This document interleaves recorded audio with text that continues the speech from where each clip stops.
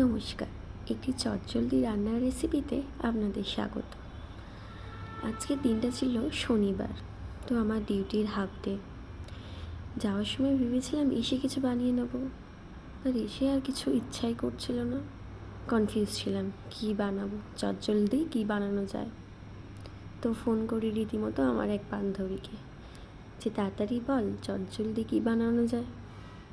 তো তখন উনি বললেন এই বানিয়ে নে। তো আমি শুরু করে নিলাম। তো প্রথমে তেলের মধ্যে দিয়ে দিয়েছিলাম একটু কাসুরি মেথি আর রসুন, যেহেতু মা বলেছিল তেলের রসুন দিলে রসুনের সুগন্ধ খুব ভালো আসে। তারপরে আস্তে আস্তে পেঁয়াজ কুচি, ছোটো ছোটো করে কাটা বিনস, গাজর দিয়ে তার মধ্যে দিয়ে দিয়েছিলাম আলুটা। খানিকক্ষণ ভাজার পর তাতে একটা ডিম ফাটিয়ে দিয়ে দিয়েছিলাম।